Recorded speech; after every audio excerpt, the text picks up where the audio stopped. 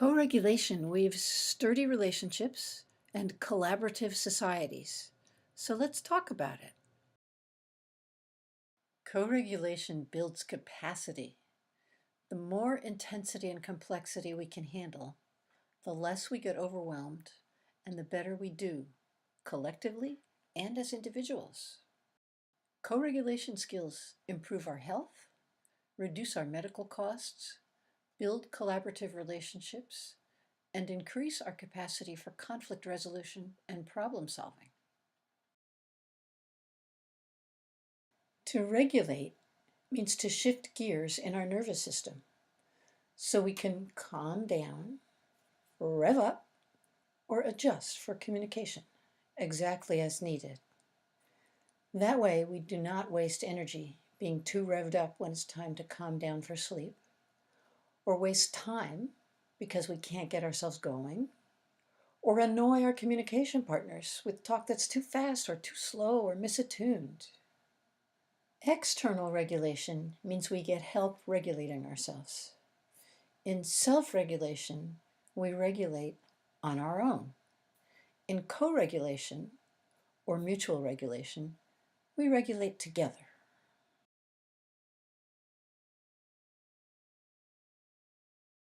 All the slides in this video are color-coded to track the different elements of the brain and nervous system.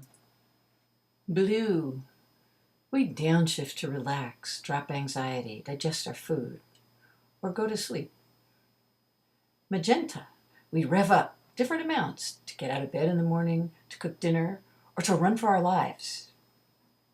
Aqua. We adjust delicately for social engagement so we can find just the rhythm and level of intensity that works for each different communication partner. Much of the text and background is aqua and teal because regulation develops with the social nervous system.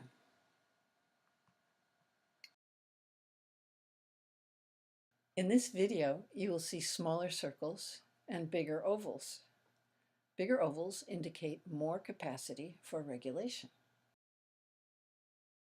In our first 2 years of life, we learn how to shift up and down in our nervous systems from our caregivers. If our parents' regulation circuitry is limited and primitive, then our circuitry will be primitive too, until we develop something more efficient and mature. It's like learning language. We cannot do it by ourselves. External regulation, self-regulation, and co-regulation are all based on interaction. These are skills we learn and internalize in close relationships. It's a ladder because the higher skills are more complex and depend on developing the more basic skills in circuitry first.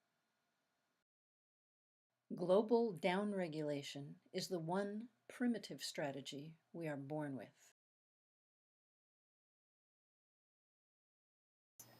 We are not born knowing how to regulate ourselves. Our genetic program only provides global downregulation. It's like a primitive emergency brake designed to shut our nervous system all the way down into sleep. So an infant or toddler left alone will crash into sleep before they wear themselves out and die. When it happens to adults, we freeze, so it's hard to move, talk, or even feel or think.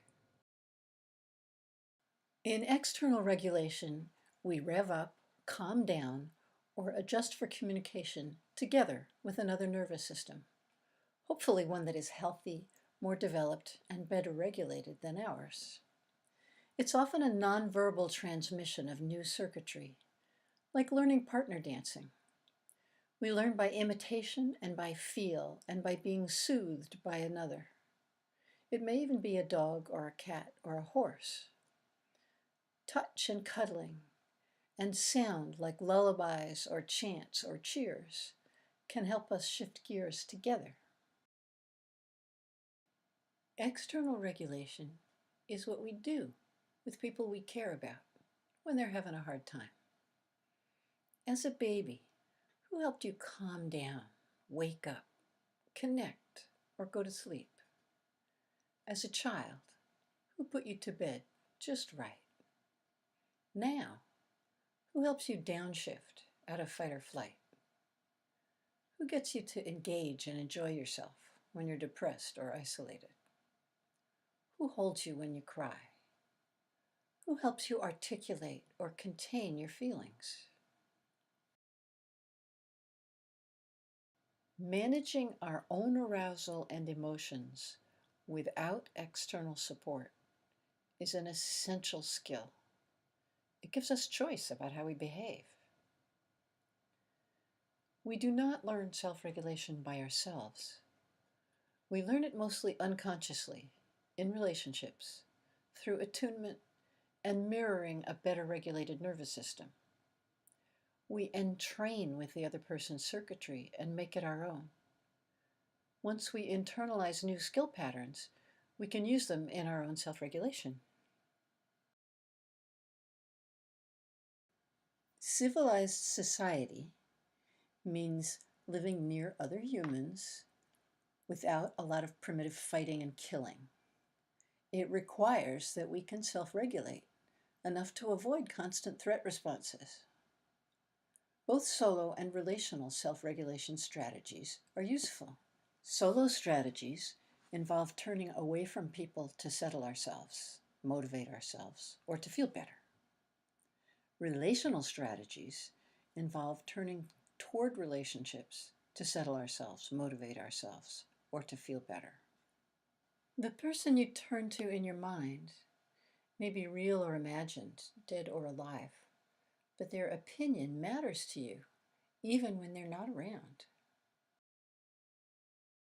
Obviously, some forms of solo regulation are healthier than others, especially over the long term. Consider meditation, yoga, philosophizing, goal setting, worrying, or self-criticism, or turning outward toward nature, God, science, house cleaning, gambling, or obsessively pursuing power, money, or greed, or other goals. When solo regulation pulls us out of the present, it's called autoregulation. It's calming, but isolating and inefficient. It develops by necessity if we are neglected as children. Sturdy relationships make self-regulation easier. I can contain angry words and actions when I'm upset because I care what my community thinks of me. Even when I'm in despair, I can carry on for the children. I can uphold my values and make difficult choices with integrity because that's what my parents taught me. Under stress, I set a better example when children are around. I often stay with difficult tasks because I do not want anyone to call me a quitter. I push myself to do scary or difficult things because I do not want people to be disappointed in me or ashamed of me. Co-regulation, by definition, is good for both people. Co-regulators are self-regulators who can pay attention to self and other at the same time. Note, co-regulation is not about merging or codependence. Co-regulation expands our capacity to cope with intensity and complexity so we can stay present and engaged with other people and our world.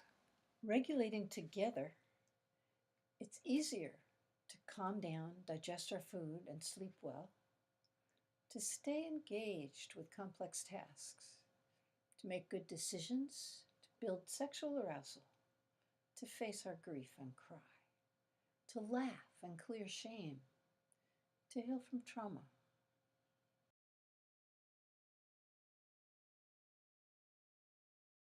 In building regulation skills, start primitive and build up.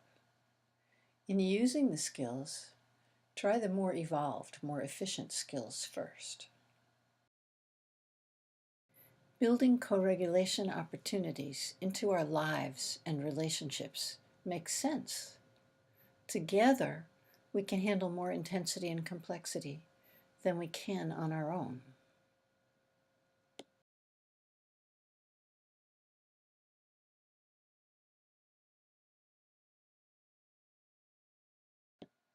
As our capacity for interactive regulation declines, we go volatile or numb more often. We stop expecting collaboration and mutuality. We turn instead to relating through roles, compulsive competition, bullying, lying, power plays, and other primitive behavior.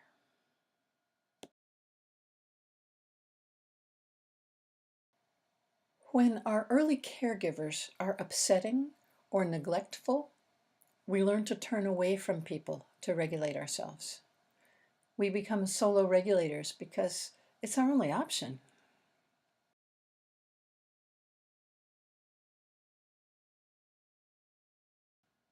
Inadequate external regulation early in life interferes with learning co-regulation skills. It's not our fault, but we can do something about it. We can build circuitry for interactive regulation with strategic skill building exercises, embodied play, boundaried cuddling, and putting words on our internal experience. Co-regulation gives us a significant evolutionary advantage, which we sorely need in these times. Beware of over-reliance on self-regulation. Self-sufficient, stiff upper lip attitudes interfere with learning co-regulation skills. Good self-regulation skills are essential, but over-reliance on self-regulation means we do not develop the skills and relationships we need for co-regulation. These days, we need all the regulation we can get. When we're dealing with intense and complex issues, the better we can stay regulated, the better we can cope with challenges like dysregulated politicians, oppressive policies, environmental degradation, and cultural upheaval. We need co-regulation skills to stay engaged and hopeful in a challenging world. Thank you for joining me in learning about regulating your nervous system. To learn more, visit my website, www.buildingsturdyrelationships.com, where you will find more videos, blog posts, and information about my upcoming workshops and classes.